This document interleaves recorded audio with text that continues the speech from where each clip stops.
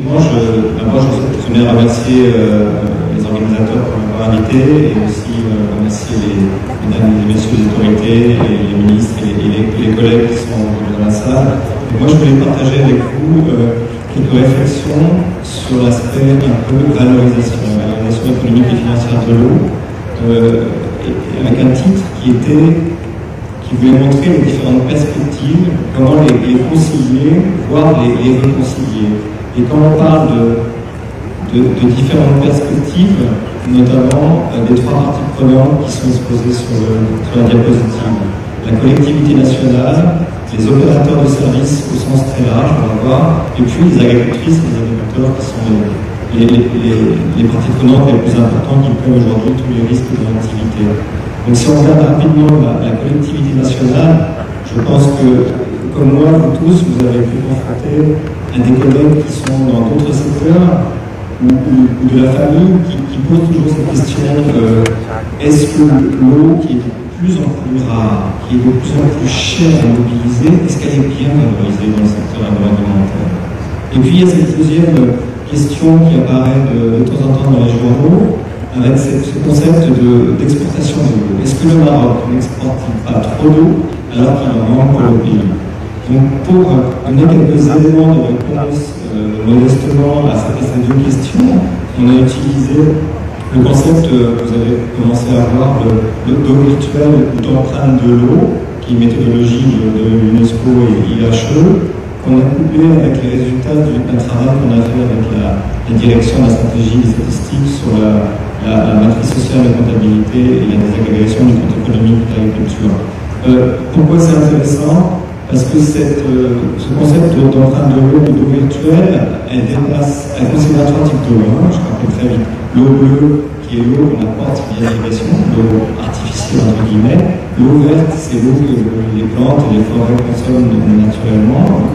Et puis aussi un concept un peu plus complexe qui est l'eau grise, qui est le volume d'eau nécessaire pour assimiler la charge polluante. Voilà. Donc le concept d'empreinte ou d'eau virtuelle utilise ces trois concepts. Et on a fait cet exercice pour le Maroc pour 2012-2019 avec les résultats de la matrice sociale de comptabilité.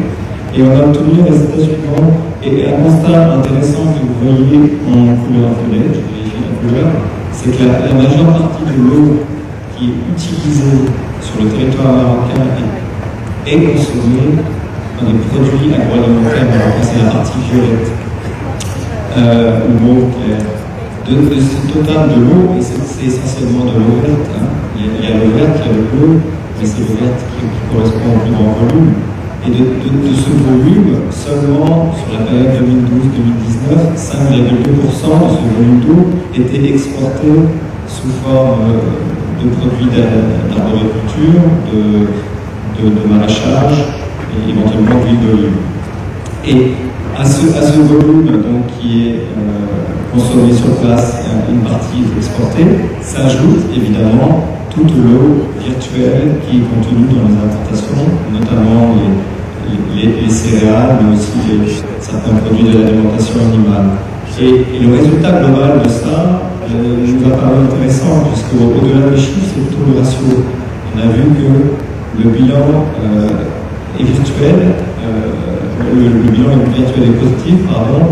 Le Maroc important 11 fois plus d'eau qu'il n'en exporte sur la période considérée. Ça a pu changer dans les 3 dernières années, ça mériterait de le faire de nouveau. Mais au-delà de l'aspect quantitatif, qui peut être aussi un peu anecdotique, ce qui est important de voir dans le deuxième résultat de cette analyse, c'est que l'eau exportée est 8 fois plus valorisée en dirhams par mètre cube que l'eau importée.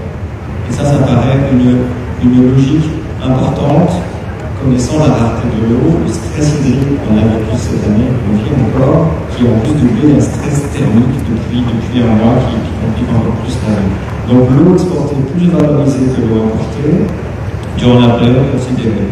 Maintenant, si on se projette un peu sur l'avenir dans l'agenda de la souveraineté alimentaire, on se dit qu'effectivement il faut poursuivre l'effort de valorisation de productivité de l'eau bleue, c'est ce que présentait monsieur le directeur, mais aussi sur la partie ouverte. Et je tenais en passant à parler des efforts que fait le ministère sur l'agriculture de conservation, qui est une meilleure gestion eau et sol, c'est une meilleure gestion de l'eau et verte, qui est une grande partie de la partie violette, de la partie mauve que j'ai présentée un petit peu avant. Et puis après se pose une question de perspective pour l'avenir. Comment on voit l'avenir? Qu'est-ce que ce ratio de 11 fois plus d'eau importée qu'exportée, qui devrait évoluer à l'avenir? Est-ce qu'il doit augmenter? Est-ce qu'il doit réduire?